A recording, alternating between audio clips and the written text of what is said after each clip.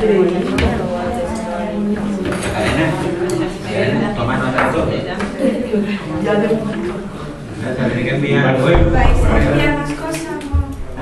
buenas tardes a todos.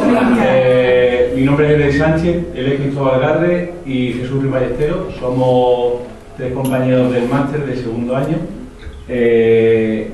Los tres, junto con otros dos compañeros más, somos todos abogados y economistas. Y hemos decidido emprender una nueva empresita que se llama Pericia Abogado y Economista, con la principal función de prestar servicios de periciales principalmente para abogados y para temas también de concurso de acreedores. Entonces, como hemos comentado, estamos aquí en el máster y muchísimos compañeros a lo largo del máster, y llegando a la época de declaraciones, pues nos hacen preguntas sobre cómo declarar, qué no declarar, qué modelo. Y bueno, decidimos hacer una pequeña presentación para los compañeros del máster en principio,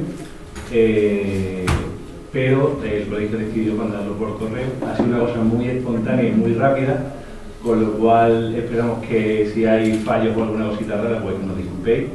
Y bueno, vamos a dar un pequeño repasito sobre la tributación en plan básico, y bueno, después, si os parece, pues hacéis preguntas de lo que tengáis dudas y intentaremos aclarar todo lo posible. Pero no se me olvida nada. Si quieren... bueno, mira, si queréis, os podemos pasar un momento para que apuntéis vuestro correo, o si queréis que mandemos la diapositiva o alguna duda que tengáis, ¿vale? O cualquier cosa, se os puede pasar, ¿vale? Así que sin más, empieza Cristóbal. Voy a empezar yo la primera parte. Lo que voy a hacer primero es explicar un poquito la estructura de lo que vamos a hacer. Hemos preparado 6 puntos. Pretendemos que, como en un par de horas más o menos lo que tenemos previsto terminar esto, una hora más o menos para hacer la presentación, que serán 10 minutos por cada parte, o sea, vamos a dar nociones muy básicas, y otra hora más o menos para preguntar. La forma de emprender, todos los abogados sabéis cuáles son. Lo que pasa es que nosotros vamos a centrar un poquito más en temas fiscales. Después vamos a ver el tema de las obligaciones fiscales. Como el día 30 es el último día del IVA, queríamos hacer esto antes que terminara el trimestre, porque las dudas, como sabéis, son muchas de cómo declaro y qué puedo poner y qué no, ¿no? El tema del IVA, que también hay muchas dudas al respecto, sobre todo por el tema de las provisiones de fondos, cuándo se genera la obligación de mirar el IVA, ¿no? El tema de los gastos deducibles, para aclarar un poquito el tema del uso compartido, no son deducibles gastos con uso compartido, lo aclararemos ahora. Y el tema del reglamento de facturación lo hemos puesto al final porque hay una reciente normativa de final de año que nos obliga a hacer una serie de cambios en la facturación a partir del 1 de enero de este año, ¿vale? Y así aprovechamos y os explicamos la novedad. Empiezo yo con la primera diapositiva. La forma de emprender, como sabéis, son desde autónomo hasta sociedad mercantil y en medio una sociedad civil o comunidad de bienes. Esto es para cualquier persona que quiera montar un negocio. Se va a encontrar con estos 3 tipos de emprendimientos o de formas de funcionar. ¿Estás solo? No. El autónomo es una persona física que sale de alta, sociedad mercantil son varios socios que montan su sociedad, y en medio la sociedad civil o comunidad de bienes, que lo que hace es tributar por el régimen del impuesto a la renta de las personas físicas y no por el de sociedades como la sociedad mercantil. A efectos fiscales, ¿qué es lo que puede interesar una u otra? El autónomo o la sociedad civil o la comunidad de bienes, los tres tributan siguiendo el régimen del impuesto a la renta de las personas físicas.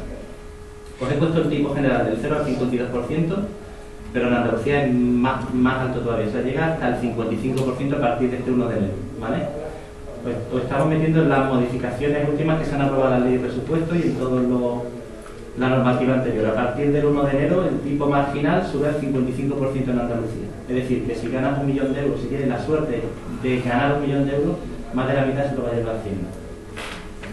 Bueno, con respecto al tema de las sociedades mercantiles, tributan por el impuesto sobre sociedades y con un tipo general del 25 al 30%. Este tipo es el general, pero luego hay un tipo menor en caso de que el emprendedor o la persona que tenga su sociedad mantenga la plantilla o aumente la plantilla media con respecto al año anterior, ese 25% baja al 20%. El primer tramo del 25% es hasta 300.000 euros y a partir de 300.000 euros de beneficio tributaría el 30%. Bueno, lo que yo... ¿Me has repetido lo que has dicho? Que se rebaja ¿Cuál de ellos? al 20. Vale, bien, el tema del 20% es un tipo especial que se aprobó hace un año más o menos, o año y medio, donde ese tipo del 25% para las sociedades se queda en el 20% en caso de que tú o tu empresa aumente la plantilla media que tiene con respecto al año anterior o al menos la mantenga. Es decir, si tú tienes un empleado y al año siguiente vuelves a tener un empleado, te puedes aplicar el tipo reducido del 20%. ¿Vale? No te lo podrías aplicar si tú tienes 0 empleados y luego vuelves a tener 0. Eso no es plantilla media. Con lo cual, si aumentas o mantienes la plantilla a partir de un empleado, tu tipo mínimo sería el 20% de la sociedad. ¿Vale? Conveniencia de montar una u otra empresa. Pues evidentemente si tu empresa ingresa poco o sea, si tu empresa tuviera pocos beneficios, te interesa estar más cerca del 0% en renta que del 25% en sociedades. Y justo al revés, si tu empresa prevé o gana ya de hecho muchísimo dinero en beneficio, pues le interesa más estar al 30% que no al 52%. Con lo cual la recomendación es cuando alguien funciona o empieza a funcionar con su empresa, normalmente al principio tienes más gastos que ingresos, empieza como autónomo, ¿vale? Porque está más cerca del 0% que del 25%, y cuando tenga muchos ingresos preferir una sociedad por estar al 30% y no al 55%. ¿Vale? De todas formas, si tenéis dudas, preguntáis o lo dejamos para el final y seguimos al final. Pues pasa. Bueno, vamos a ver, como se supone que es un curso de fiscalidad básica para emprendedores, ¿vale? Vamos a arrancar desde qué hacemos cuando montamos un pequeño despacho o una nueva empresa, ¿vale? Entonces, el primer modelo que tenemos que presentar es el modelo censal, que se llama el modelo 036, ¿vale? Donde le decimos, le comunicamos a Hacienda que vamos a emprender una nueva actividad con todos nuestros datos personales, por supuesto, la profesión que vamos a ejercer en este caso, que sería pues, el de abogado, que es el IPIC 631, el lugar de ejercicio, si se hace dentro de un local afecto o no, el régimen de IVA al que estamos sujetos, que es el régimen general evidentemente, y después el tipo de tributación del IRPF, que estaríamos hablando de la estimación directa simplificada en un principio. Si hay que practicar retenciones o no, o también se marca una obligación o no. Y en principio remarcar en este sentido que el tema de la tributación que iríamos por la estimación directa simplificada lleva una serie de ventajas, como son que no hay que llevar una contabilidad de acuerdo al Código de Comercio, que solamente habría que llevar un libro de registro de facturas emitidas y soportadas y un libro de bienes de inversión. Y esto siempre será posible cuando nuestros ingresos anuales sean inferiores a 600.000 euros, que esperemos que sea un poco tiempo.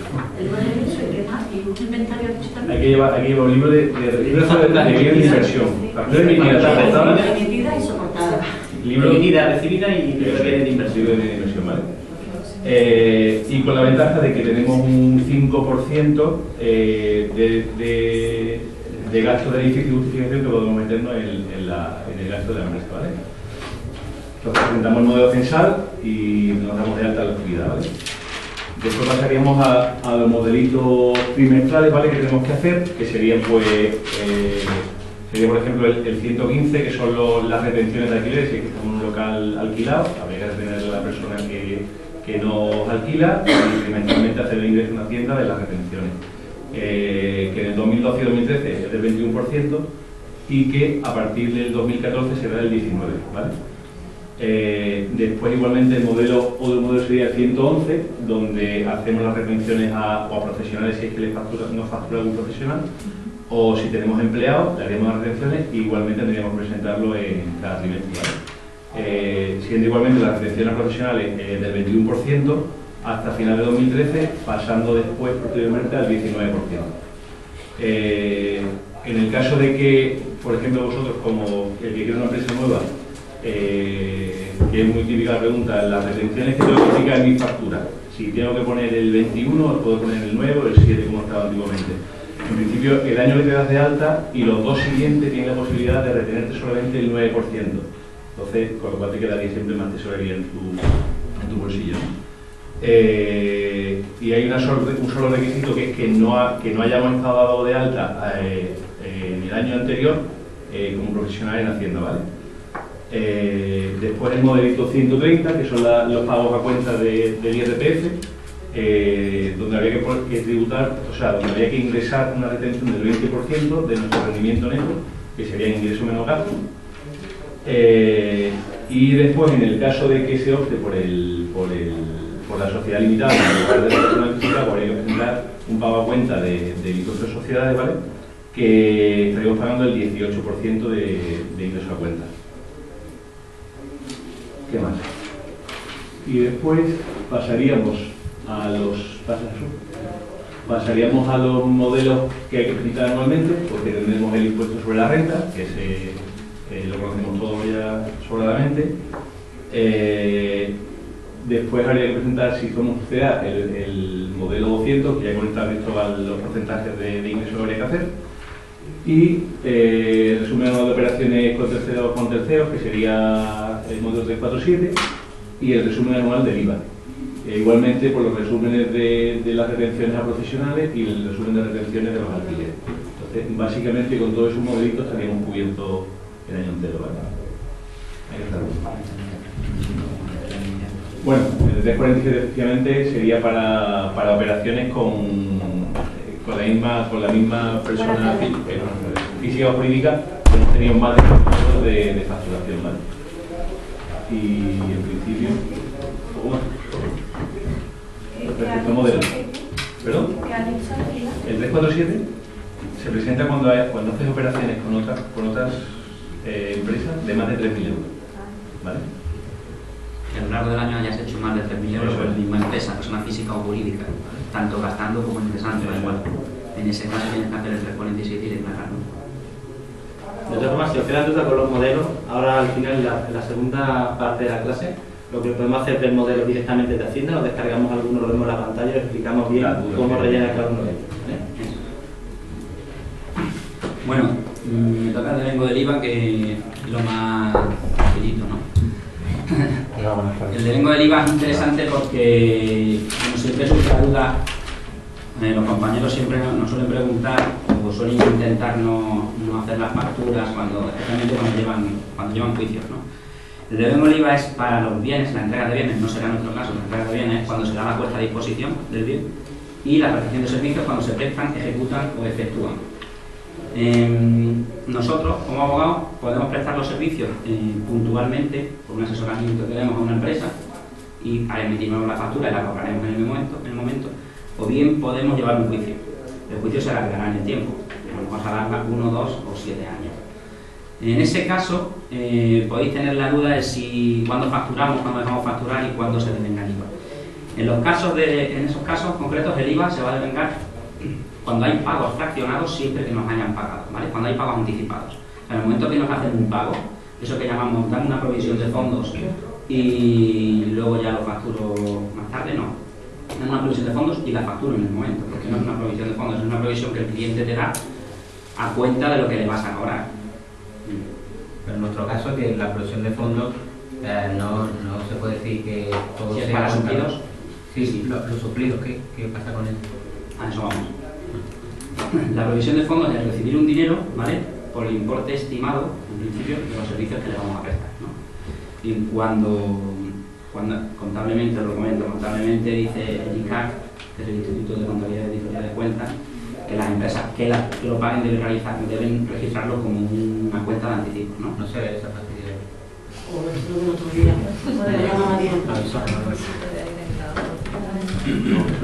Ahora, ya. Básicamente lo que quiero decir es que el que te va a pagar te va a pedir que le emitas una factura en el momento que te pague, ¿vale? Y la tenéis que emitir, excepto la parte de suplidos. Esos suplidos son los que realmente son gastos extraordinarios, pero que no son tus honorarios. Es decir, si yo pido 2.000 euros para un juicio y interpreto que 1.500 son mis honorarios y que otros 500 los voy a usar porque el juicio es en Madrid y me voy en el AVE y porque tengo que comer allí, dormir allí, pues esos 500 no los facturaré. Tendré que justificarlos con los gastos del AVE, del hotel y demás. Pero los 1.500 deberé facturarlos porque te está dando un pago por anticipado. No tengo que esperar a que termine el juicio, ¿vale? Y aquellos casos que son la mayoría de los que tú no puedes saber en principio cuánto ascienden tus suplidos, no puedes hacer digamos, tener un concepto amplio de suplidos y después ya facturarás cuando se termine el procedimiento, tú ya sepas cuánto te has gastado esos 2.000. O sea, hacer lo mismo que se viene haciendo hasta ahora, lo que pasa es que me llaman la presión de fondo y llaman el suplido y punto. Vale. Tú puedes tener una cuenta de suplidos, ¿vale? Y decir que lo que no puedes hacer es decir que todo es para suplidos, ¿vale? Porque no, vamos, que Hacienda no lo interpretará como tú. Vamos a ver, Rafa. Tú puedes decir que todo es para suplidos. Si Hacienda te llega luego con una inspección, de dónde viene el problema, y te dice que le justifiques que eran suplidos y no le puedes justificar que eran suplidos, te va a imputar con fecha anterior la venta. Te va a decir que esto le va a obligar antes, porque tú no eres capaz ahora de sacar de los suplidos que tú habéis previsto. Tú le puedes decir, estos mínimos que me das son para suplidos. Si tú luego no justificas con factura del registro mercantil, de la notaría o de los gastos que tú creías que eran, los importes de los 1.000 euros, Hacienda te va a decir que esos 1.000 euros llevaban IVA y te va a imputar el IVA detrás. El problema es una posible inspección. Si no hay una posible inspección, nadie te va a decir nada. Lo que sí que sepáis es que este año pasado se incluyó los abogados en los planes de inspección. Es decir, normalmente no a los que están empezando, normalmente, pero abogados, los rentas por alquiler y las cuentas en Suiza son los 3 puntos que hay en los planes de inspección del año pasado, ¿vale? Pero sepáis que hay que tener cuidado con el tema de las provisiones de fondo, que creemos que son provisiones de fondo y eso no existe, porque existe el devengo de IVA inmediato en el momento que recibes el dinero. Bueno, esta discusión es muy típica, además. Yo conozco compañeros que te defienden a capa y espada que lo factura a los 4 años, entonces está prescrito, no lo facturan y eso, digo, no va a ningún lado, ¿no? A algún sitio tiene que ir, ¿no? Y Hacienda evidentemente no va a dejar que eso no vaya a ningún lado, ¿vale? Se ha vuelto a fastidiar. Jesús, Dime. ¿qué pasa si luego posteriormente ganas y cobras en costas? Si cobras en costas, Esos son los objetos del plan de inspección, las costas que no declara nadie. Tienes que facturarse igualmente. Pero si tú previamente le has cobrado al cliente y lo has facturado y has facturado el IVA, si tú le luego vas a cobras devolver, costas, si le vas a devolver el importe al cliente, no. no pasa nada. No pasa nada, si se lo devuelves. Si no se lo devuelves ese importe y también te lo quedas, tendrás que facturarlo extra. O declararlo por menos. ¿Doble pleito a que le imputa? Bueno, a los servicios jurídicos que quieras. O sea, le puedes imputar al mismo pleito, bueno, los honorarios son libres. ¿Ya?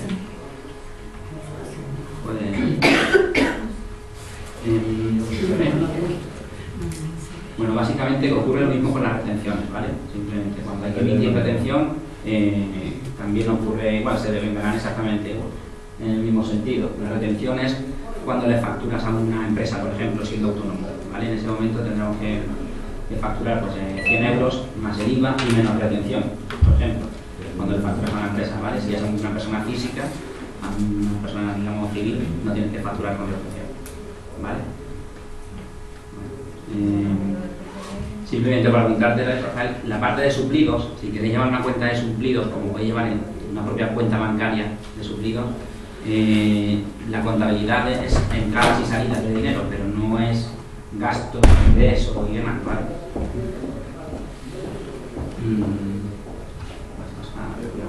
Sí, pero eso es el aparato.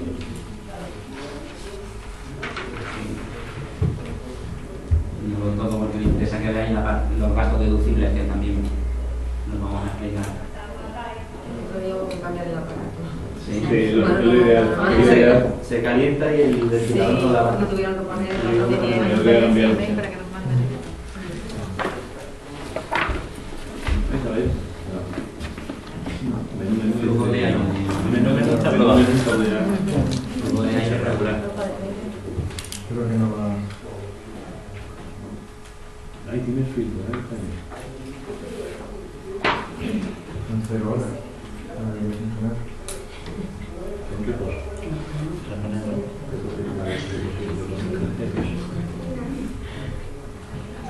Ha quedado claro que tenéis que facturar, ¿no? Ya, pero el tema del ejemplo no hay problema.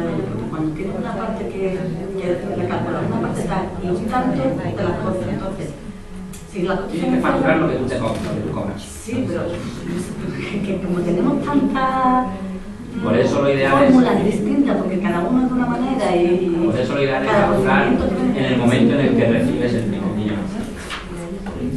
Hombre, si tienes una parte para suplidos, lo que yo haría, lo que nosotros hacemos es una cuenta bancaria de suplidos y otra cuenta bancaria de la actividad económica. Y ahí ya no tienes duda de lo que es suplidos y cómo demostrar que es suplido y cómo no demostrarlo.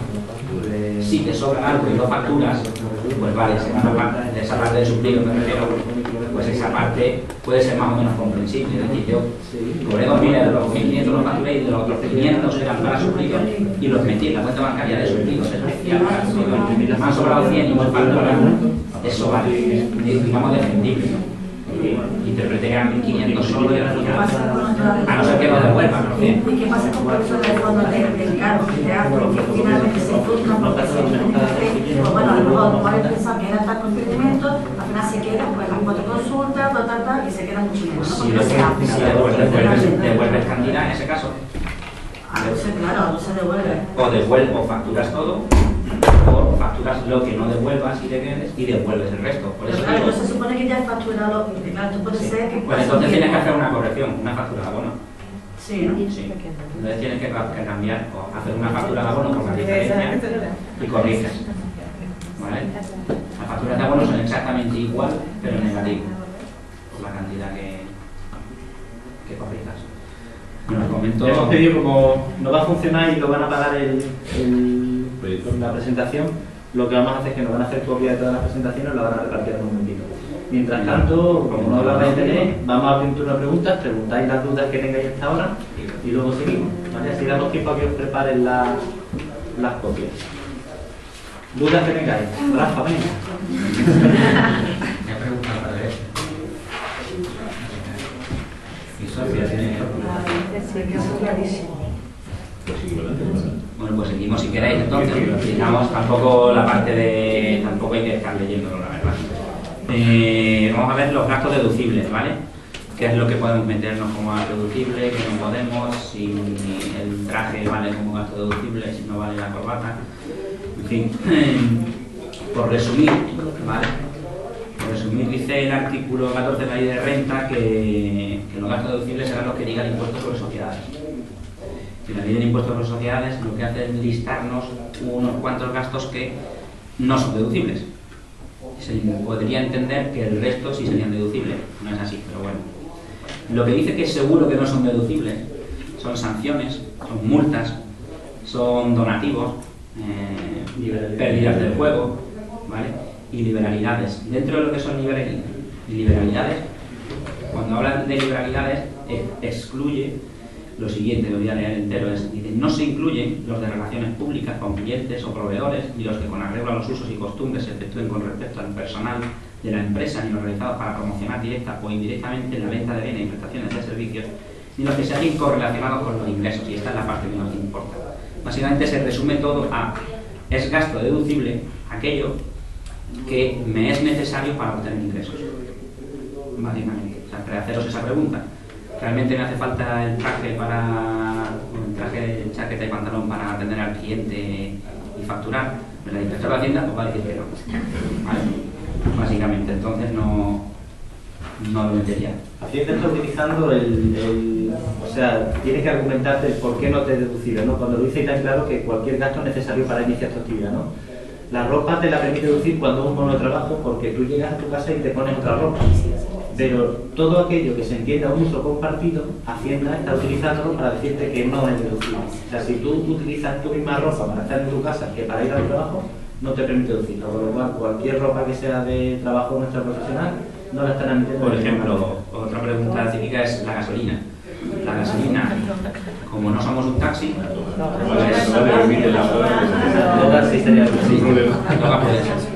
en cuanto a gasolina, lo que suelen decir es que como no somos un taxista evidentemente se deduciría al 100% la gasolina.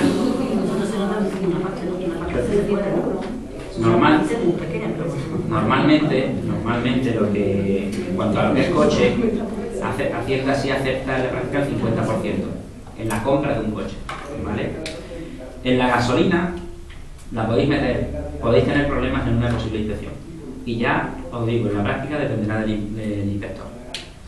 Yo me encuentro algunos que incluso te hacen justificar cada desplazamiento. O sea, cada factura dice, yo me he desplazado a visitar al cliente a tal sitio y he echado gasolina, justifíqueme que tiene ese cliente, que ya ha facturado a ese cliente. Si quieren meter mucha ese día, y la factura de gasolina. Eso es inviable, ¿no? Pero eso es cuando ya quieren sacar tajada de algún sitio, ¿no? Como normalmente siempre tienes algo de más que esconder, pues si solo te meten mano por ahí, pues a lo mejor hasta bien. Eso es la práctica. Cuando has hablado de la parte de legalidades, tendría algo de comunicación, los gastos, por ejemplo, en publicidad. Eso son deducibles. Eso es deducible, perfectamente. ¿Vale? Una publicidad normal y corriente y demás. O sea, por supuesto con tus facturas, nada de tickets, ni no digo que no son válidos para quien los emita, que luego lo explicará Cristóbal, sino que para ser deducibles siempre vamos a necesitar un documento justificativo, ¿vale? Ese documento justificativo normalmente es la factura, en algunos casos podrá ser una escritura notarial de una compraventa deben estar contabilizados. Los requisitos para que sean deducibles es que exista justificación, que esté contabilizado, ¿vale? En los libros contables, que se imputen al ejercicio en el que se devengan, ¿vale? Si por alguna razón recibo una factura, por ejemplo, suele ocurrir muchas veces en enero que recibo facturas de diciembre, o incluso en febrero recibo facturas de diciembre y no las he contabilizado en el año anterior. Se pueden meter en el año siguiente y serán gasto deducible, y el IVA será gasto deducible, ¿vale? Podrías tener el... Perdón, el IVA será compensable. Podrías tener algo que justificar con Hacienda, pero es perfectamente deducible. Y la necesidad, como he dicho, el último requisito de la necesidad, que esté relacionado directa o indirectamente con la obtención de ingresos. El uso compartido ya lo hemos comentado, que es lo que ha dicho Cristóbal, que cuando usas algo para tu casa y para el trabajo, pues tienes que no meterlo, en principio. Se efectúa el coche, que normalmente se acerca al 50%. Y nada más, reglamento de facturación. Ahora sí. Reglamento de facturación. Bueno, el reglamento de facturación es algo demasiado reciente y mucha gente todavía no se ha enterado porque recientemente cogí el autopista y sigue saliendo un ticket. El ticket desapareció a partir del día 1 de enero, ¿vale? El reglamento de facturación es un Real Decreto 1619/2012 de 30 de noviembre por el que se aprueba el reglamento por el que se regulan las obligaciones de facturación. Vale, es demasiado reciente, tampoco se ha informado mucho de este reglamento y voy a corregir algunos de los aspectos del reglamento de facturación anterior. Ahora cuando os pasen las diapositivas os enseñaré, porque yo creo que lo más importante es que veáis en la práctica cómo se hace una factura, ¿vale? Que ahí veréis una foto dentro del documento, que son dos modelos de factura que ahora lo presentaré. En principio sigue regulando lo mismo que antes. El reglamento de facturación te regula la obligación de expedir factura, la tiene todo empresario profesional en el ejercicio actividad. La gran diferencia con respecto al reglamento anterior es la factura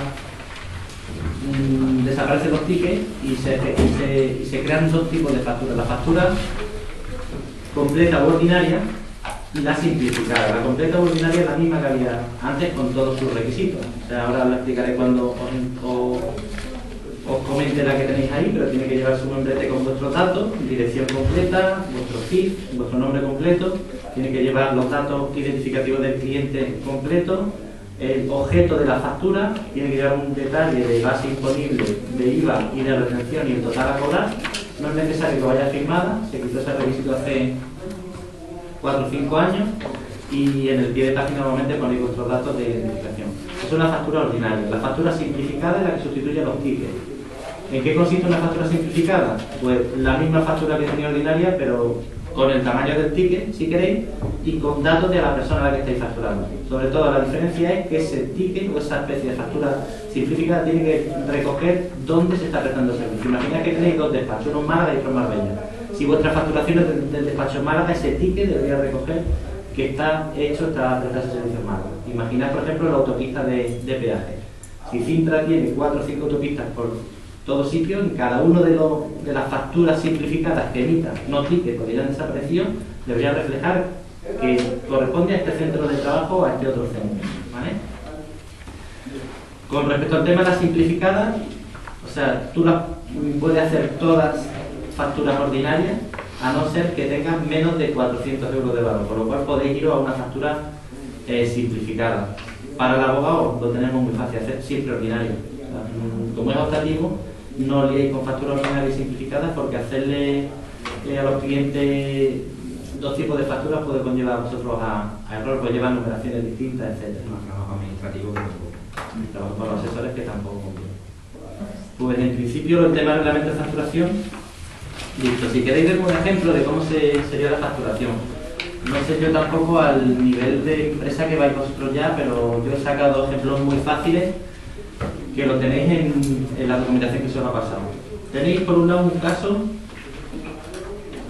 donde se facturan 1.000 euros más el 21% de IVA y menos la retención. Si os fijáis, la única diferencia en una factura de otra es que la retención del primer caso es al 9% y la del segundo es al 21%. El régimen general es que tengáis una retención al 21%, salvo, como dijo Roy al principio, que tengáis el inicio de la actividad, durante el inicio de la actividad, o 2 años más. ¿Vale? En total, 3 años que podéis estar facturando una retención al 9%. Ahí podéis ver la diferencia. En el caso de la retención al 9%, cobraréis 1.120 euros y en el otro 1.000, con lo cual tendréis menos liquidez en el bolsillo y también os devolverá menos Hacienda en caso de que os salga la renta de renta. O habrá que pagar más si sale más aparte.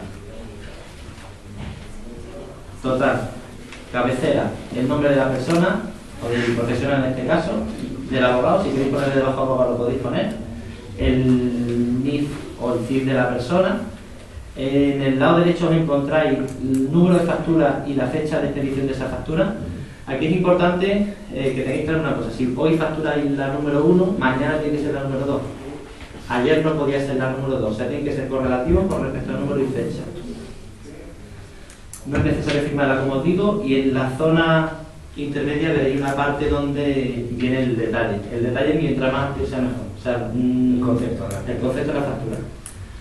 En conceptos de prestación de servicios profesionales, de intervención en el juicio tal, intervención en la compraventa número protocolo tal, mientras más detalles deis mejor, porque así Hacienda sabrá qué es lo que estáis facturando en cada momento, ¿vale? O según la consulta del cliente tal en el día tal de reunión del despacho. Mientras más detalléis, mejor para Hacienda y más control tenéis. Ojo que son muy modernos, lo que tenéis. Quiero decir que podéis poner los datos donde os dé la gana alrededor del folio, ¿vale? No hace falta seguir. La gente lo pregunta, puedo ponerlo aquí, puedes ponerlo donde te la gana mientras aparezcan todos esos datos. Incluso si queréis hacer las facturas en servilletas, mientras aparezcan todos los datos, en una factura global. Bueno, se permite, como él dice, en el lateral, poner vuestros datos, por ejemplo, en el lateral, arriba, abajo, donde queráis. Pero los requisitos mínimos del reglamento de facturación es que aparezcan nombre, dirección, DNI vuestro, los mismos datos del cliente, fecha de factura, número de factura, el detalle que estáis facturando y el desglose con el IVA de qué es lo que estáis haciendo. Hay una forma de que esa factura, por ejemplo, no lleve retención, ¿vale? Sería el RPF del nuevo del 21%, no lo llevaría en el caso de que vosotros estéis facturando a un particular, ¿vale? Si vosotros le cobráis a una persona que no tiene actividad, no va a ingresar retención, por lo cual no estáis obligados a retener. En ese caso sería base más IVA. Y hay un solo caso donde no tendréis que facturar IVA, que es cuando vendáis fuera de la Comunidad Europea. Si prestáis un servicio, no aquí, fuera de la Comunidad Europea, esa prestación de servicio tiene que dar, que venga un cliente de Rusia aquí, no porque tenéis que aplicar el IVA, porque el servicio se está prestando aquí. Si vais a Rusia y le prestáis el servicio aquí, esa factura no llevaría IVA, ¿vale? Si le estáis prestando el servicio en España, sí llevaría IVA, porque esa persona se desplaza a España y está dentro del territorio de aplicación del impuesto, ¿vale? Pues, estoy por mí listo. Todo terminado. ¿Dudas que tengáis? Una pregunta, si estás dado no en el régimen de autónomo, sino en la mutualidad, a la hora de facturar. Es el mismo caso de autónomo. Lo mismo, pero no como autónomo. Sí. Simplemente haces la retención igual. A otro régimen distinto que a otro régimen distinto, pero a la hora es. Pero el tema de facturación es. El tema de facturación simplemente que haces la retención, todo igual, pero no estás en la. Cambia lo que hemos dicho de autónomo por empresario individual. Perfecto. Es lo mismo, empresario individual. No voy al caso autónomo porque es lo más general fuera de la abogacía. Ten en cuenta siempre que el darse de alta es en Hacienda, que es actividad económica, y la parte de seguridad social, que es autónomo, es al margen de todo lo que hemos comentado. A partir de qué umbral de ingresos merece la pena tributariamente pasar de ser autónomo a ser... En principio unos 300.000. Mira, lo mínimo que se tributa en renta, lo mínimo que se tributa en renta en IRPF en Andalucía es el 24,75%. Y eso estamos hablando de 17.000 euros aproximadamente. Es decir, te venía hacia arriba, ya te vas a... O sea, el tipo marginal va subiendo mucho más rápido de lo que sube en sociedades. En sociedades llega al 25, mientras que en renta sube mucho más rápido. O sea, a partir de 20.000 euros te conviene en sociedades. Tú calcula una cosa.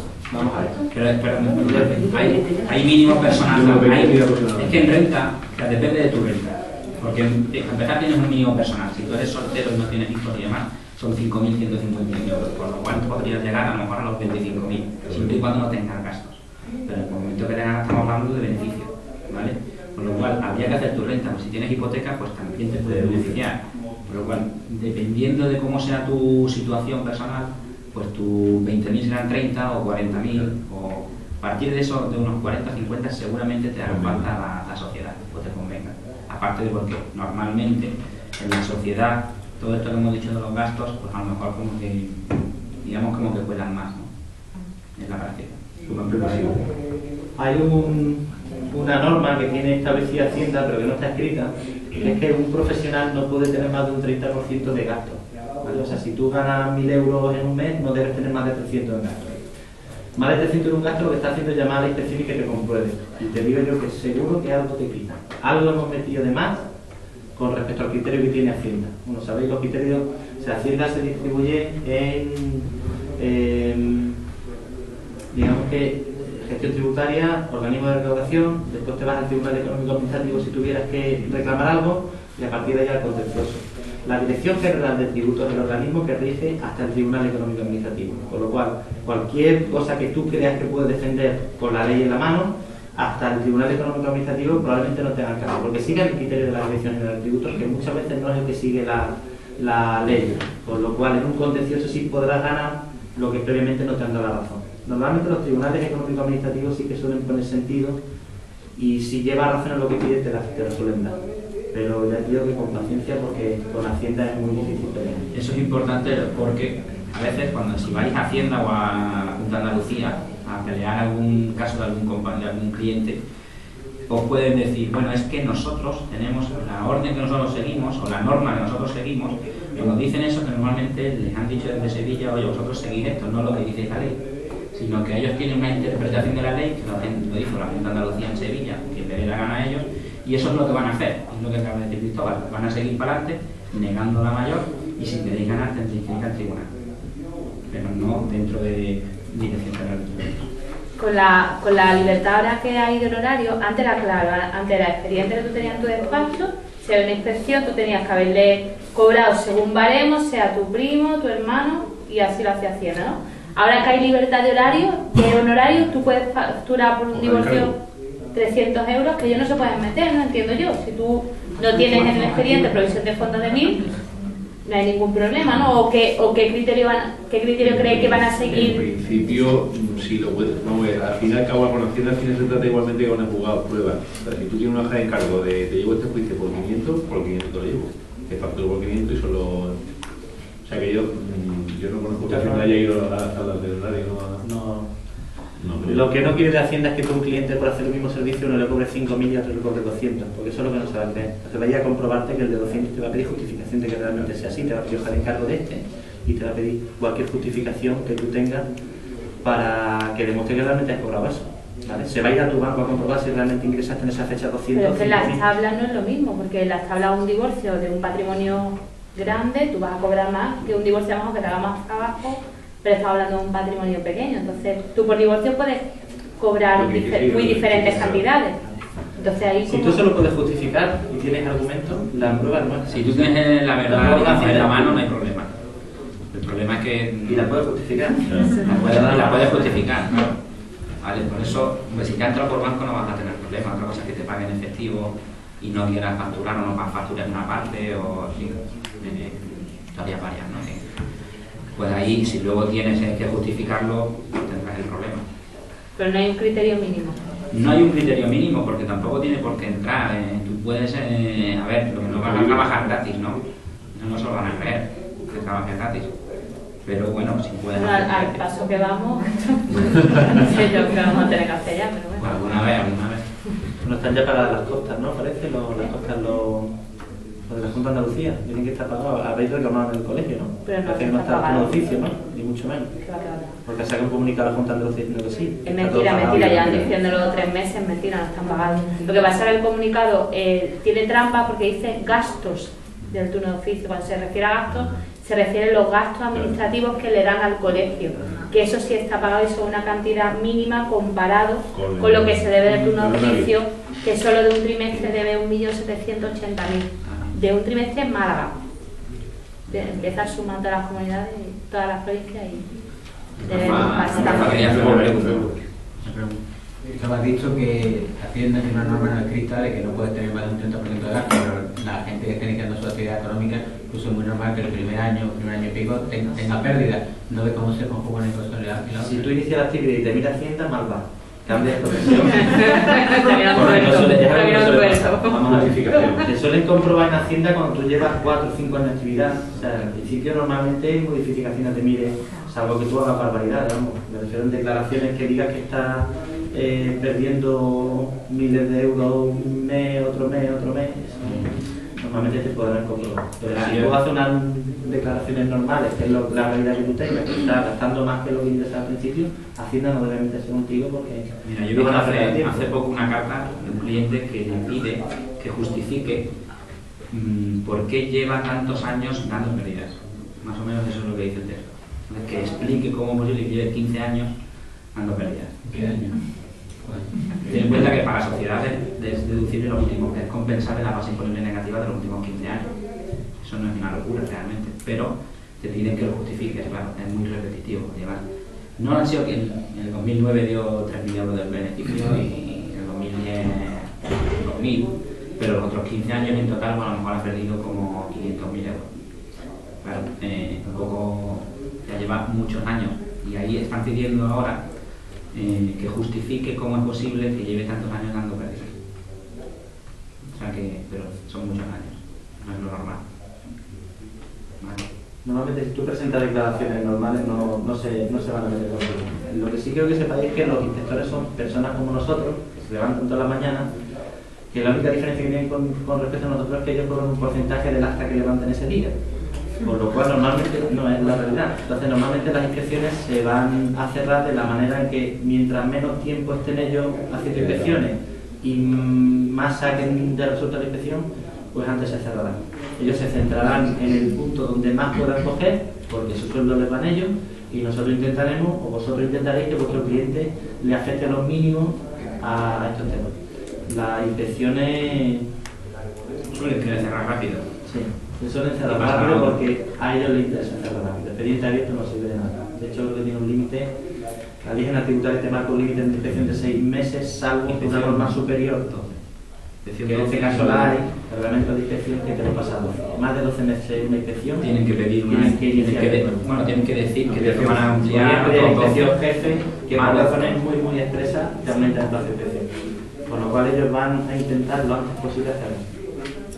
De momento lo que hacen ellos cuando reciben plan de inspecciones es mandar el requerimiento, si han recibido abogados, pues a 300 abogados de marca. Y de los 300 van viendo cuál es el expediente que a ellos les va a resultar suculento y con el presentan. Y el resto pues justifican lo que sea, pero como hacen muchas veces los jueces que si les es el caso, resuelven. Pues hacen plazo de ¿qué? Si te da aquí tanto, yo por mi objetivo, adelante. Esto está muy feo decirlo, pero no es la realidad, ¿no? Hay un tema que no comentado con el tema de la forma de emprender, de ser sociedad, autónomo y demás, que podéis, como decía, empezar como autónomo y pasarse a empresas, podéis empezar directamente como empresa, y mucha gente lo hace, también pensando en la responsabilidad, ¿vale? La sociedad de responsabilidad limitada. En principio todavía limita la responsabilidad del capital social, aunque sí que es verdad que cada día más están intentando derivar responsabilidades a los administradores, ¿vale? Y pueden ser responsables solidarios dependiendo de la forma de proceder de la empresa. ¿Cuáles son los puntos claros? Por ejemplo, según tengo entendido, no presentar las cuentas anuales en las que... Eso es para concurso. Eso es para concurso. O sea, dentro del concurso de acreedores te pueden calificar de culpable si lo has si lo has hecho, si lo has empeorado, si has empeorado la situación de la empresa, y si además no has presentado cuentas anuales, la llevanza a la contabilidad es falsa o errónea, a conciencia o incluso por no poner evidentemente. Ahí, si además de haberlo llevado, haber puesto la empresa en concurso por otras actuaciones, tienes esos defectos, de lo que hay de culpable casi seguro. Es un concepto más jurídico que economista eso, ¿eh?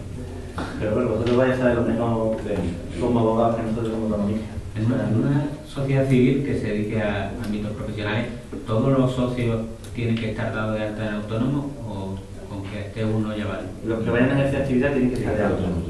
O sea, si tú tienes acciones de Telefónica no tienes por qué darte de alta de autónomo por tener acciones de Telefónica. Ahora, si tú trabajas como socio en Telefónica tendrás que darte de alta. Lo que te determina tu alta de autónomo en la autoridad de la abogacía, en este caso, es que tú ejerzas actividad en esa empresa o no la ejerzas. Entonces, una persona, por ejemplo, puede estar sin estar dada en autónomo ni en un sitio. Ser socio de 7 millones de empresas. Pero en el caso de una sociedad civil profesional, por ejemplo, tener el 50% y llevarse el 50% de los ingresos. Está ingresando, Tu problema sería la realización de trabajo si llega al centro de negocio y tú no estás dado de alta. Ese sería tu problema, que te obligarían a darte de alta. O sea, que llegue una inspección de trabajo al centro de trabajo, tú estés trabajando efectivamente allí y no estés dado de alta como autónomo o por la mutualidad. Ahí sí tendrías problemas porque el inspector de trabajo te gestionaría tu alta, te daría de alta en la fecha que fuera y si estás cobrando el desempleo al tiempo, pues te pondría tu devolución de la cantidad recibida y a la empresa su sanción muy grave para cómo estás tú cobrando el desempleo. Depende de la situación, pero tu problema sería por la seguridad social, esto que llegue y tú no estés de alta. El fraude no está permitido.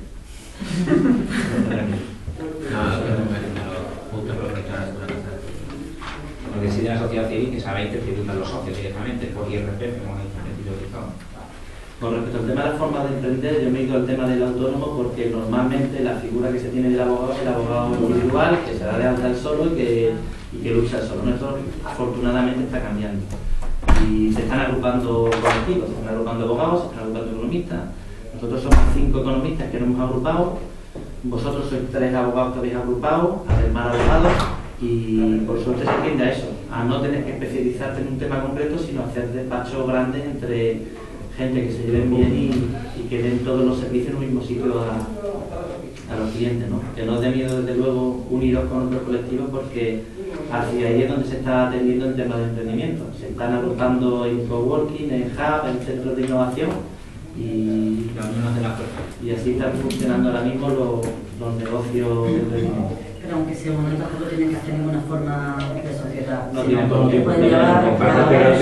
De hecho, un espacio coworking lo que hace es que cada uno tiene su facturación, cada uno está de alta en su autónomo, colaboran entre ellos y nada más. No es necesario. ¿Tienes colaboración, hacen factura de colaboración o lo que sea? Sí, claro. Entre ellos. Su protección digital y ya está, ¿no? Pero si son, vamos, yo como lo veo, y por mi experiencia, si son varios profesionales y pues van a tener una estructura real de gasto común de una impresora, de un de teléfono, etcétera, a lo mejor les conviene una sociedad civil tener una estructura de gasto ya organizada. Claro, eso es lo que se ha hecho siempre, unirse unos cuantos para combatir gastos. Y eso no es exactamente lo que forma jurídica que la sociedad civil. El tema de la sociedad civil es la que le da cobertura para que esos gastos sean deducibles entre todos. O sea, imagínate que tenéis teléfono, ADC, de una secretaria o un secretario dentro de la empresa. ¿A quién le ponéis si son 3 personas cada uno de esos gastos? Porque el coste laboral es lo más alto de todo. Pues para eso se crea la sociedad civil, con 3 personas de alto autónomo, se dividen entre 3 los gastos y cada uno facture en común lo que quiera, individualmente lo que quiera. Que un modelo además anual que hay que presentar el 184, donde se divide entre cada socio o los ingresos o los gastos de esa sociedad civil. Digamos que repercutir los gastos a cada uno de los socios que se ha dado de alta en ese Me está diciendo que por un lado se harían cosas conjuntas con la sociedad civil y otras cosas separadas. Sí, eso es lo que No, eso podéis hacerlo, podéis hacerlo. Él está diciendo, está explicando más bien el caso que ahora comentado. Sí. El tuyo que tú has dicho, yo lo que he entendido es que tú vas a una oficina grande y tú alquilas un espacio. Sí, porque es el coworking puro y duro. Efectivamente, entonces tú pagas por este espacio, por esta impresora y demás, y le alquilas a alguien que es el propietario de esa gran oficina. tú le pagas a él por expreso y demás. Lo que estás diciendo en cuanto a sociedad civil es que te juntes con 2 o 3 y os vayáis los 4 a una oficina. Y entonces, para no tener que pagar 1.000 euros entre 4 al titular del arrendamiento, hagáis una sociedad civil y la factura vaya a nombre de la sociedad civil. Tanto de ingresos como de gastos en ese caso, y luego se distribuye. Pero que también en ese aspecto se puede hacer la doble, o sea, que se puede hacer claro. todo junto, se puede hacer una parte de facturación Claro. para Luego puedes hacer la sociedad civil. y otra parte Es que individual. el autónomo, en este caso la mutualidad, te permite esto, que tú puedas facturar con la sociedad civil, con una sociedad que crees posteriormente y con tu mismo autónomo, en cantidades distintas. Son dos personas jurídicas distintas. Estás hablando de dos entes totalmente diferenciados, la sociedad civil y la persona física autónoma. Y tendréis que llevar contabilidad y declaraciones de ambos. Sí. Preguntas de emprendedores, alguna duda más, que queráis montar un negocio, que tengáis alguna duda de cómo funcionar, de lo que podía hacer al principio. Una que voy por partes, primero emprendedores. De tema de obligaciones fiscales, ¿tenéis alguna duda? Impresos, ¿queréis ver cómo se hace el modelo 300? ¿Cómo funcionaría el IVA? Los tipos de IVA que hay, del 4, del 10, del 21. Servicio la baja al 21% siempre. Prestación de servicio al 21. Una cosa sobre eso que me he encontrado, algunos compañeros he encontrado facturas que ponen 1.000 euros de servicio, de honorario, y luego 200 euros por el restaurante y más el IVA, y 200 más IVA. Eso está prohibido. Aunque esté prohibido, que además es una barbaridad porque tú no eres un restaurante y no das servicios de cafetería, tú no puedes facturar como eso sería un suplido muy duro. Tendría que facturar 1.000 euros más IVA de los servicios jurídicos y añadirle los 200 que le pagó por suplidos, porque son los que se ha gastado en el restaurante, ¿vale? Pero añadirlos, ahí no hay ni IVA ni hay retención. Son 1.000 más IVA, 1.210, y 200 de suplidos me tienen que dar 1.410, ¿vale? Entonces son 200 que están justificados con una factura del restaurante o del Renfe, del AVE o lo que sea, y aparte, no es algo que puedas meter como mayor base imponible. Además que los servicios de cafetería, por ejemplo, de restaurante en este caso, son del 10%, con lo cual que no pega en ningún caso, no puedes facturar con el 10% ni... ¿Vale? Con respecto al tema del devengo del IVA, ¿tenéis alguna duda? ¿Sabéis bien cómo se presenta? Una duda que tengo con el 9% de retención, si una persona inicia una actividad hace 10 años por cuenta ajena, luego por cuenta propia se da de alta y se queda a lo mejor 3 años, luego vuelve otra vez a cuenta ajena y ahora, por ejemplo, en el 2011 ha empezado otra vez la actividad, ¿empieza a contar el cómputo o lo de antes se cuenta también? Tienes que haber estado, o sea, tú para poder facturar por una retención del 9%, tienes que el año anterior, previo a ese inicio de actividad nuevo, no haber estado dado de alta como profesional. O sea, tienes que tener, digamos, un año en medio de... ¿Vale? Entonces, si está más de un año, pues perfectamente puede empezar Empieza a contar el cómputo de los 2 años. Correcto. O sea, si empezáramos, por ejemplo, ahora, tendríamos 2013 más 2014 más 2015. Vale. ¿Y se puede incluir en la factura de descuento? Sí. No pasa nada, ¿no? No. Igual antes de las imponibles. Claro, igual que suplido, descuento, 15%, no hay ningún problema. Ningún problema, tú lo incluyes lo que yo creo que lo incluyas, como ha dicho Eloy, la base imponible, es decir, que antes de aplicar el IVA, apliques el descuento.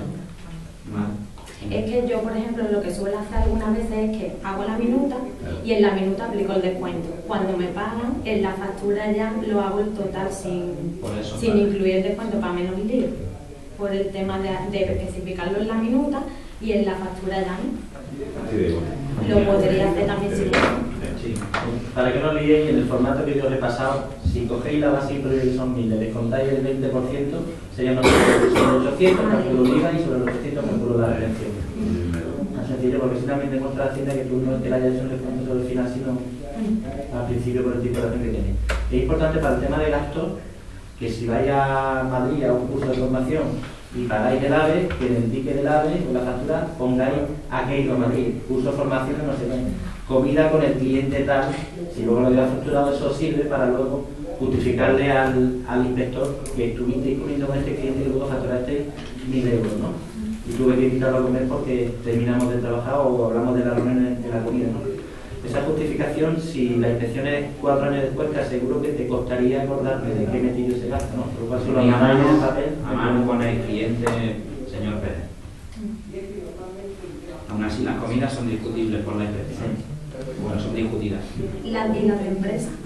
Las empresas, mira, O sea, la si tú comida las de haces Navidad, todos ¿se los puede años, meter o no? si tú las haces todos los años, sí las puedes meter, ¿vale? Lo que te van a mirar es que sea algo recurrente, ¿vale? Si haces regalos por Navidad a todos los años a los clientes, botellas de vino, de aceite, lo que tú quieras, también las vas a poder meter, ¿vale? Porque podrás demostrar que son detalles con clientes que haces todos los años, ¿vale? Ahora, si un año compras 3 botellas de vino y las metes, y eso nunca más vuelve a aparecer, y encima era julio, no era Navidad, pues como que...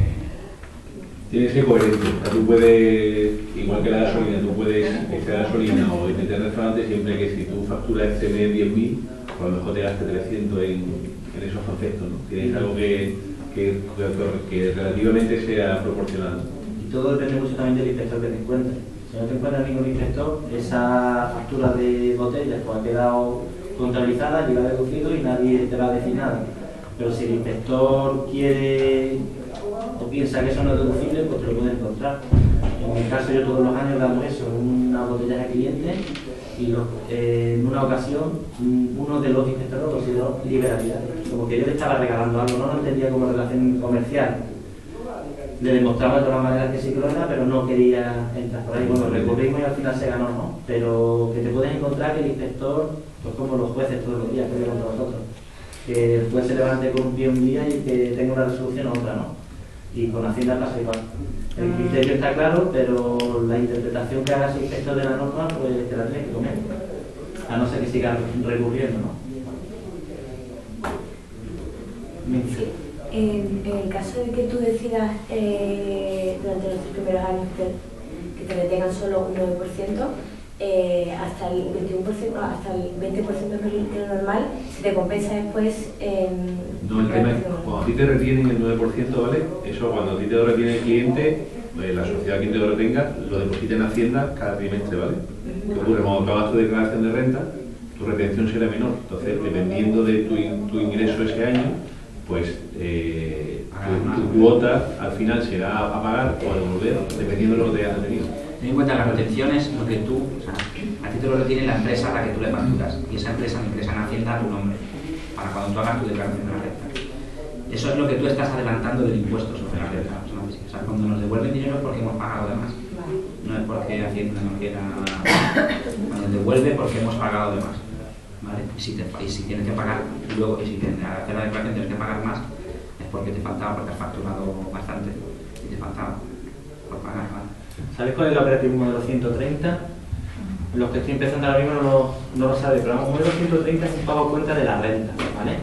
El pago cuenta de la renta lo que viene a decir es que ingreso 1.000, mis gastos son 200, me correspondería ganar 800. De los 800, el 20% es lo que corresponde pagar. Pero si ya me han retenido previamente, probablemente no me salga a pagar. Entonces, el modelo 130, de hecho, no hay obligación de hacerlo si más del 70% de tus ingresos están sujetos a retención.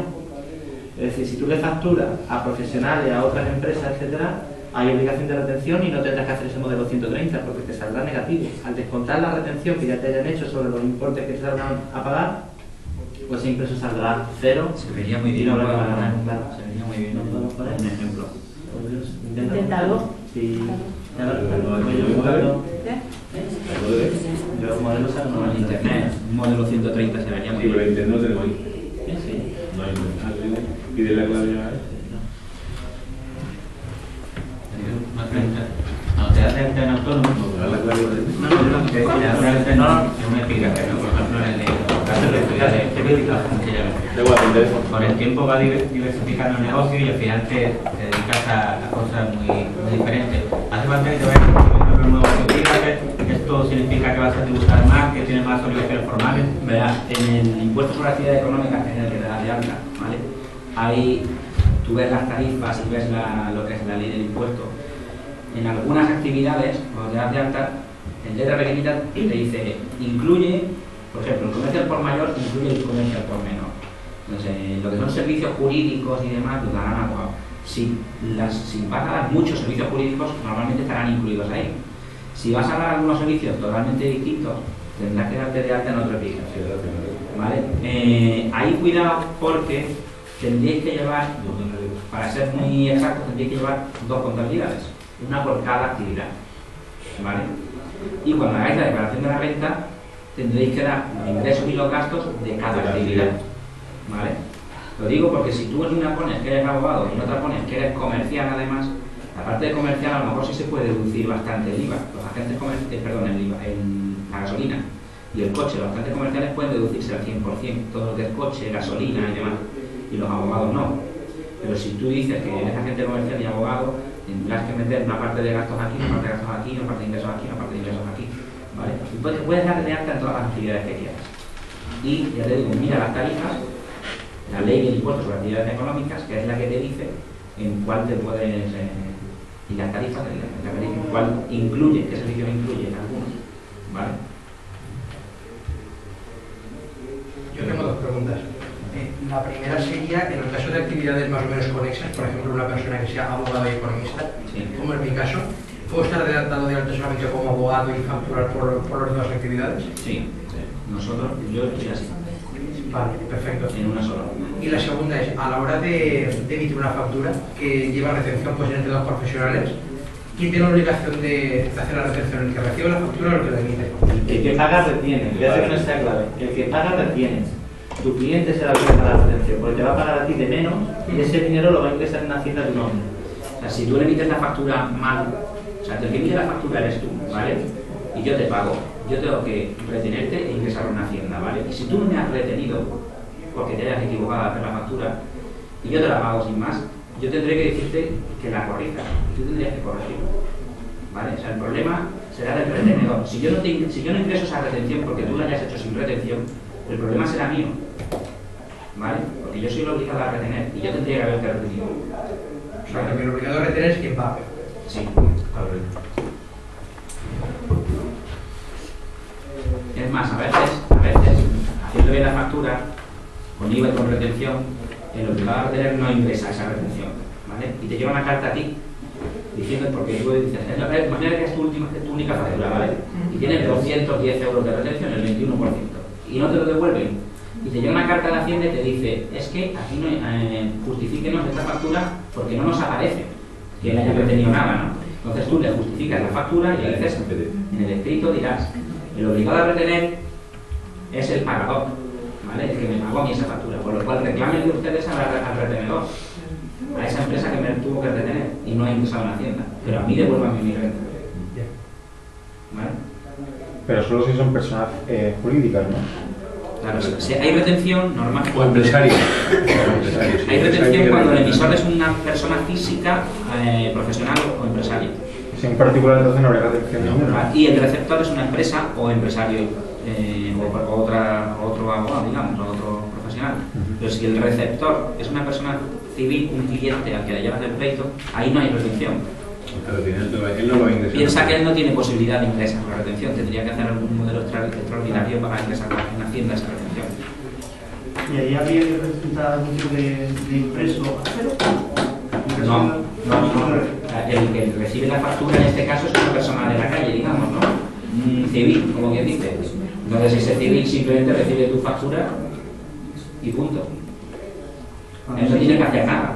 Me refiero a que en ese caso no existe para aquella persona que está emitiendo la factura ningún tipo de mediación tributaria. Nada. Base masiva, sin retención. Tu obligación será luego pagar el IVA en Hacienda. Ingresar ese IVA en Hacienda. Cada 3 meses. Pensar que somos recaudadores. Y una última sobre la marcha. Ahora también es muy común mandar a recibir facturas por email, por internet y demás. Simplemente cumpliendo los elementos esenciales que ha dicho, del nombre, DNI y el idioma, que no tenga puño ni firma ni nada. No, yo recomiendo que la mandáis en PDF, en Word, y siempre evidentemente vosotros tenéis que guardarla y seguir el orden que dijo Cristóbal. Empezáis, podéis hacer series, por ejemplo, de facturas, es decir, por ejemplo, Rafael, lo que decíais, por ejemplo, de varias actividades, o incluso dentro de la actividad jurídica, tú puedes decir, ¿vale? Pues para créditos yo tengo la serie A, ¿vale? Entonces mi factura A1 del 2013. Para asesoramiento jurídico a empresas llevo la serie B1 2013, por ejemplo, ¿vale? Puedes llevar series distintas. Facturas de abono, serie C, por ejemplo, ¿vale? Entonces las facturas de abono serán la serie C. Puedes llevar distintas series, pero siempre por orden numerada. Y lo normal es empezar nuevamente cada año. ¿Vale? Encuentro gente que lleva la factura 3000 porque lleva 10 años más. O sea, cada año, a uno para 2013 y lo que tú quieras. ¿Vale? Ya puedes poner lo que te dé la gana. La forma de ese número de factura, en algunos despachos sí, también le pueden poner algunos las iniciales del socio al que corresponde el trabajo. Yo leí un poco del reglamento, del nuevo que empezaba ahora en enero. Y hablaba del tema de la serie, así que aunque fue, y aparte yo haber leído que aunque sea la misma actividad eso, el poner distintas series que sería esto, pero claro, el problema de que se ponen serie es que cuando hay alguna que, o sea, que directamente. Bueno, ahí no te... Si lo tienes muy bien estructurado, vale, yo hago A, B y C, pues ya, claro, te voy a hacer 3 series, pero de vez en cuando te viene cosas sueltas, y ahora vas a hacer una serie nueva, más que cosas sueltas, después no te vas a poner lo mejor es no hacer series. Lo sencillo es de la 1 a la 1000 y de los pagos esos anticipados, pero sí que teníamos que poner. Yo pensaba que era que en la misma factura tú ibas poniendo tal fecha, tal fecha, tal, y entonces en total si está en el mismo trimestre.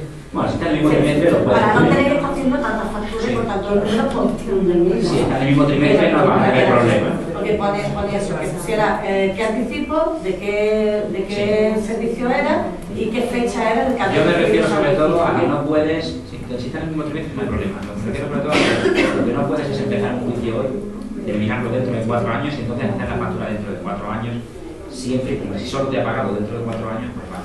Pero si te ha dado cantidades a cuenta por tus honorarios, pues tú cada vez que te das una cantidad a cuenta, la factura. Y va a tener 4 facturas diferentes, con diferentes series, diferentes años, o sea, diferentes números. Efectivamente, a lo mejor por el 25% de los honorarios totales. Segundo 25% de los honorarios totales del juicio número tal. Eso normalmente lo pones por una carta de encargo. Exactamente lo que hemos dicho en el inicio, que ese es el tema. Bueno, pues tendrás tu carta de encargo y luego tendrás, me imagino, pues firmar alguna desviación del presupuesto. ¿Por qué? Porque se ha complicado el tema, porque al final es más sencillo lo que pensaba y has querido cobrar menos, ¿no? Pero eso argumentándoselo al final no va a tener problema. Si tienes una carta de encargo que dice que la cobra 5.000 y al final la cobra 1.000, esa carta de encargo no la saques. Por ejemplo, ¿no? Pero no puede ser que te entren 20.000 euros en una cuenta que tú llamas provisión de fondos y que realmente son honorarios y que no lo facturas nunca y que dentro de 4 años tampoco lo facturo porque ya digo y eso es lo que no puede ser. Que no está bien hecho. Pero cuando lo mayoría está en efectivo. Bueno, si es en efectivo yo ya no le digo.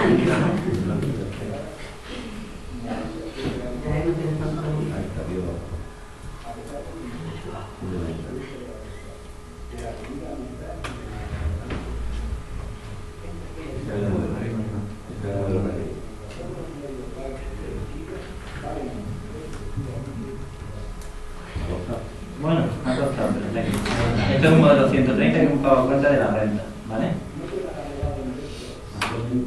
Baja un poquito si quieres y yo señalo. Sube. Bueno, la liquidación del impuesto. Aquí pone ingresos computables, ¿no? Correspondientes al conjunto de las Actividades ejercidas. Pues aquí, aquí economista y abogado, pues la suma de todos los rendimientos. O sea, aunque tengas 4 o 5, todas las actividades que tú quieras, pero se presenta un único impuesto para todos, un único IVA para todos. O sea, no vas a hacer un IVA por economista y otro por abogado. Todos los mismos. Con respecto al tema de numeración de factura, el reglamento de facturación te dice que empieces por la 1, termines por la que termina el 31 de diciembre y vuelvas a empezar por la 1 a partir del año siguiente. Por lo cual lo que solemos hacer todo es la 1, la 2, la 3, independientemente de que sea economista, sea abogado, sea lo que sea. Mis servicios profesionales lleva la numeración correlativa y no dividimos en serie. Lo podrías hacer. El 037 lo mismo también, ¿no? 037 tendría dos altas distintas, una como abogado y otra como economista. Y diciendo en todas las mismas obligaciones necesarias porque las tienes ya de la primera que diste, pero las vuelves a dar la misma. Mira, aquí tendréis ingresos, pones aquí 1000, aquí pones los gastos deducibles, en principio, pues, tenemos 200. Resultado, rendimiento neto, 1000 menos 200, tienes aquí 800. Y aquí lo que te dice es que apliques el 20%. Pues tú aplicas el 20% de los 800, que son 160, y lo pones aquí, 160. Dice, de los trimestres anteriores, a deducir, de los trimestres anteriores, suma los importes positivos menos la suma de los importes de la casilla. Si no hay nada de los importes, normalmente aquí no habrá nada porque es de los trimestres anteriores y la habrás pagado. Retenciones e ingresos a cuenta soportados por las actividades incluidas en este apartado. Entonces, aquí sí, aquí a lo mejor tienes las retenciones soportadas que hemos dicho en tus facturas. Si tú emitiste una factura con el 9% de esos 1000 euros, ¿vale? Serán 90. Como tenías 160 menos los 90, te quedarán todavía para pagar 70.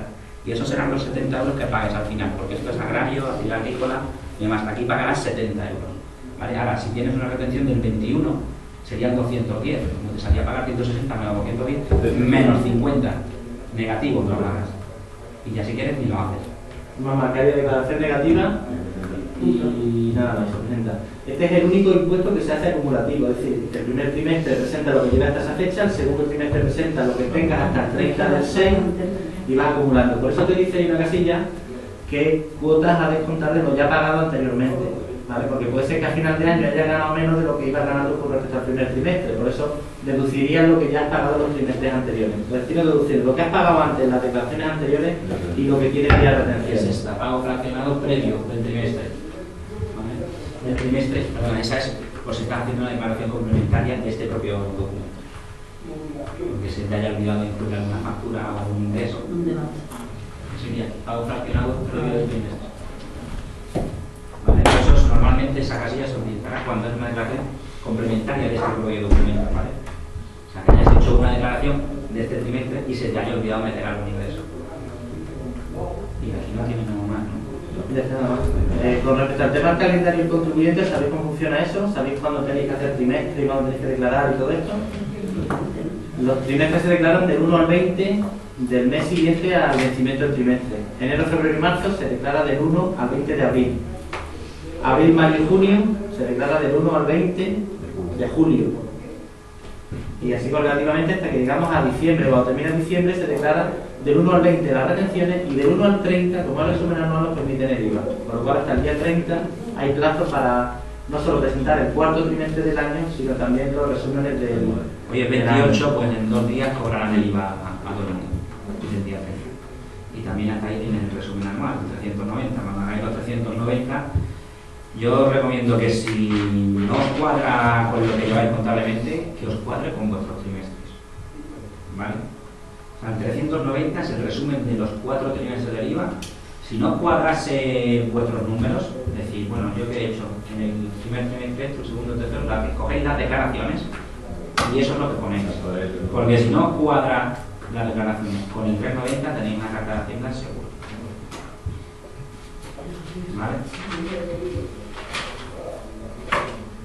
¿Más dudas? Luego nos vamos.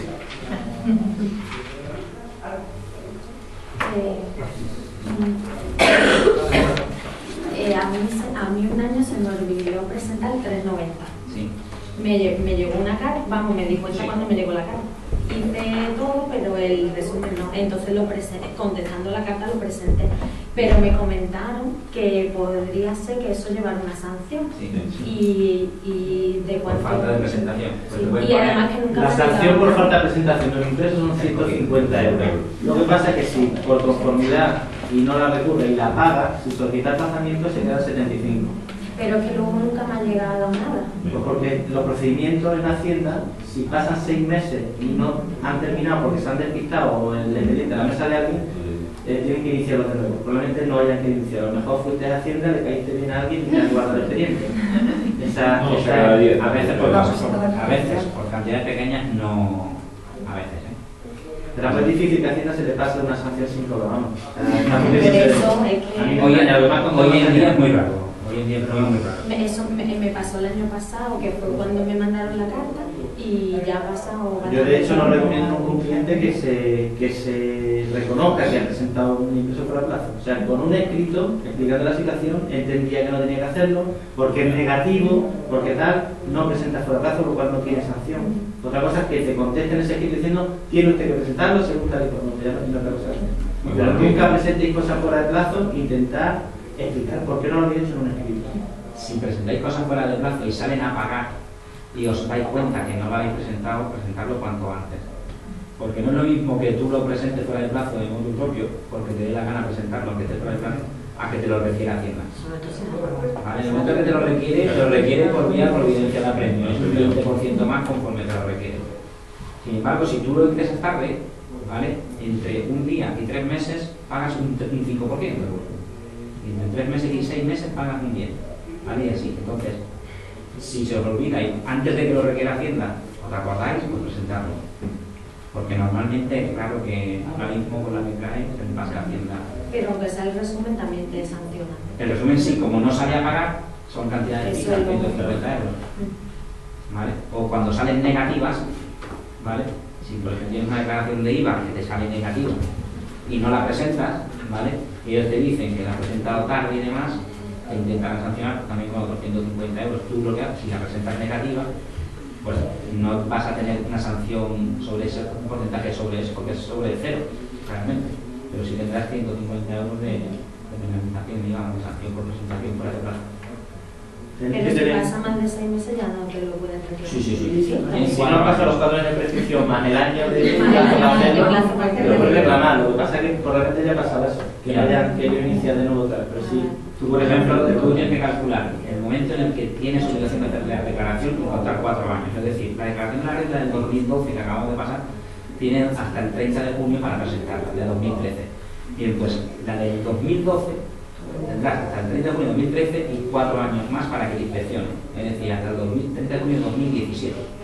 Sí, los 4 años de inspección y el periodo voluntario para hacerlo. Entonces ahí tendrías bastante tiempo. Imagínate que en enero de 2017 te puede llevar una carta inspeccionándote la renta de 2012. Ni te acuerdas ya que has hecho. Había otra pregunta, ¿no? ¿Quién es allí? En el modelo 303, en la parte del IVA que es reducible, hay algunos gastos, por ejemplo, como la cuota del colegio, que no está sujeto a exentos de IVA. ¿La base imponible de ese gasto va sumado? En el 303 no.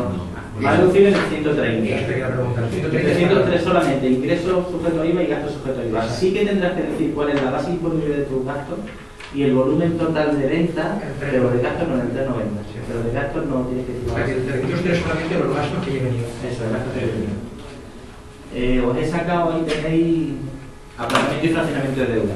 O sea, nunca dejéis una declaración sin presentar, ¿vale? Que llega el momento de la declaración, tenéis que pagar 1.000 euros, 2.000, 5.000 de los IVA de atrás y habéis gastado dinero.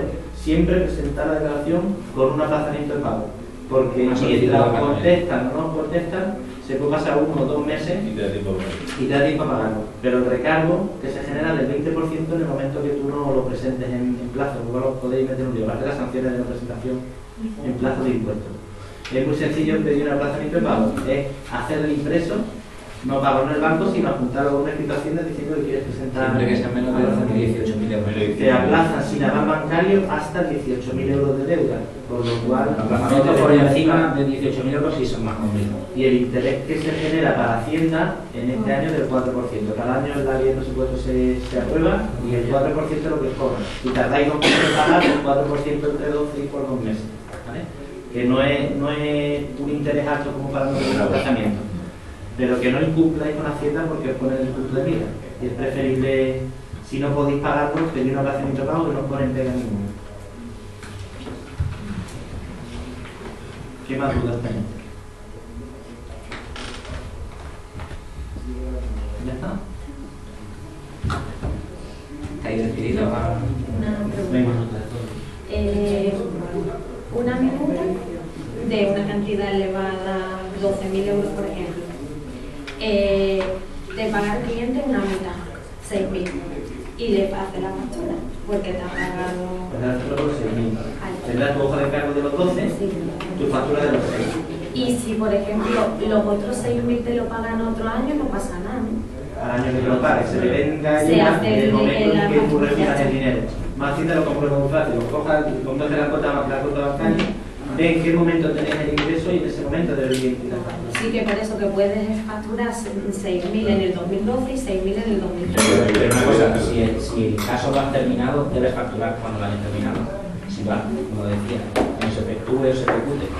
Lo que no puedes hacer es retrasar la fecha de minuta porque dices de la gana. No, pero por eso es que... El cobro por un lado y el debiendo la factura. Si yo termino el trabajo, le presento la minuta, sí. Si yo le hago la factura con los 12.000, estoy adelantando el IVA de la otra mitad. Sí, pero que sepa que en el momento que tú emites la factura, tienes obligación de ingresar el IVA. ¿Vale?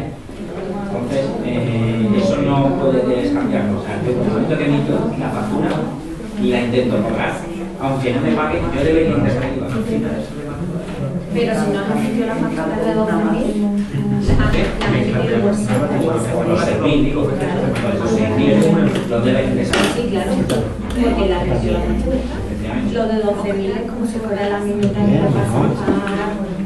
Bueno, pero si te digo que si terminas el trabajo y le emites la factura por los otros 6.000, aunque no te la haya pagado, la tienes que empezar a hacer. Claro, pero si no la has emitido, ¿no?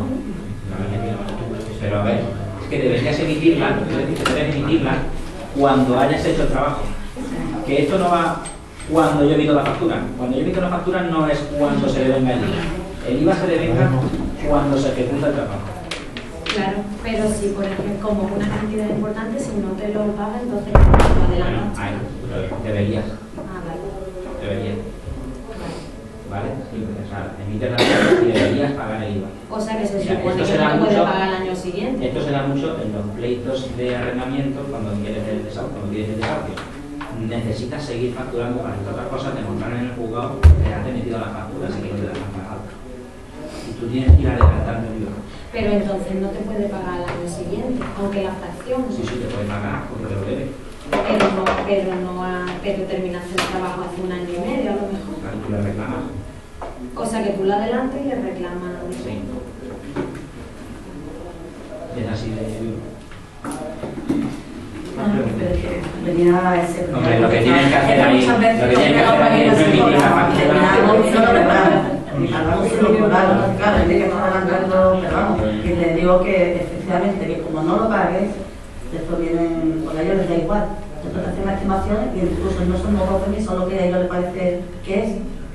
Te lo digo porque ya he vivido. Pero claro, en realidad lo de los 12.000 no lo sabe ni Hacienda ni nadie, porque es una minuta que haces tú. Bueno, si es un juicio, ahora van a mirar las listas de los juicios. De todas maneras, si tú inicias una reclamación judicial o le envías un burofax reclamándole la cantidad y hay un incobro, un impago y un moroso, si haces una reclamación judicial, ese IVA puedes deducírtelo e incluso declararlo. Es que claro, que como se está dando también mucho eso, tú terminas el trabajo y a lo mejor necesitas darle cuartelillo para pagar 2 o 3 veces. Tú lo que tienes que justificar es que le has reclamado judicialmente o vía burofax, o sea que puedan comprobar fehacientemente que tú le estás reclamando esa cantidad, que no has podido cobrar. ¿Vale? Más dudas. Entonces, no me ha terminado de quedar claro el tema de la provisión de fondos. Entonces, si yo no lo he entendido mal, yo le pido a un cliente, por ejemplo, 500 euros de provisión de fondos para la eliminación de los gastos que se vayan devengando en el transcurso del proceso, y Hacienda va a entender que una parte es honorarios. Claro. Es que quién se cree que de los 500 euros nada sea para ti. Pero a lo mejor he ordenado, he mandado un ingreso de 500 euros en la misma cuenta y aparte los honorarios que se están haciendo. Tú tienes dos cuentas diferenciadas, una tuya. Lo que tienes que justificar es que si hay hay una provisión de del cliente, fondo, ahí lo podrías justificar. Tengo una cuenta de provisión de cliente y ese dinero no lo he tocado. Ahora, como te pase dinero de la cuenta de provisión de cliente a la tuya, ese ya no lo cobro. Tienes que facturarlo sí o sí. Entonces, para eso que tú dices, tendrías que tener dos cuentas diferenciadas. Provisiones de cliente, no tocarlo, pero que no lo toque, pues si lo toca Hacienda va a decir, lo que has tocado no es de esta provisión, sino de la otra. Te puede montar un dinero. Con independencia del concepto en el que está hecho el ingreso. Claro, el concepto va a ser provisión de clientes. Y Hacienda deja muy claro ya en las resoluciones que está dictando que eso son, las provisiones recogen una parte de suplidos que tú le tendrás que justificar que son suplidos y otra parte que son honorarios que tú le tendrás que justificar de lo que son. De todas formas, tú cuando le pides al cliente envíame 500 euros, normalmente dices tanto de esto y tanto de honorario. Ese email sería la justificación, o esa carta de encargo, o ese presupuesto que tú le mandas, la justificación de lo que has cobrado cada momento. Pero es preferible que si habéis suplido a un cliente y dentro de los honorarios que vayáis facturando ya la parte que corresponda y sabéis que os vayáis a dar. Mira, lo que yo hago es tener dos cuentas bancarias. Una para la previsión de clientes y otra para la actividad real. Entonces, cuando el dinero es para varias cosas, te digo enviarlo a la previsión de clientes. Y yo quiero desde la previsión de clientes a nuestra cuenta de la empresa de actividad. Y esa parte la facturo. Y la otra se queda para provisión, para gastos, al suplido realmente sería, por lo correcto sería decir suplido. ¿Vale? Así te quitas, y es más fácil demostrarlo también. Tienes una cuenta específica de provisión. Pero si te mandan una transferencia para pagar un impuesto, por ejemplo, es todo suplido. Lo Pues todo a la cuenta de impuesto. A la cuenta de provisión.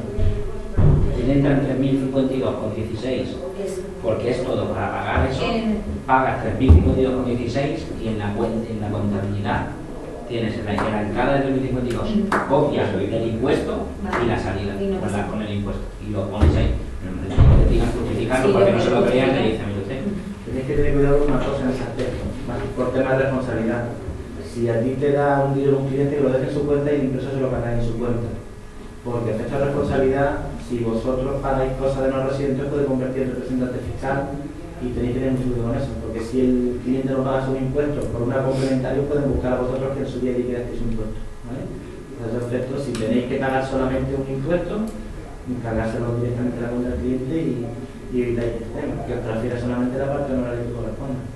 Si no tiene cuenta, no. Si no tiene cuenta,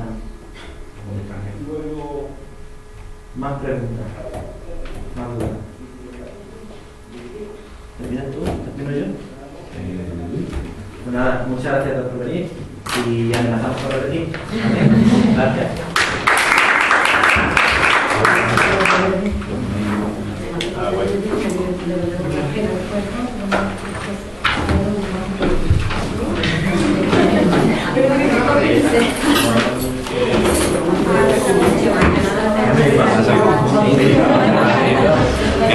¿Qué pasa?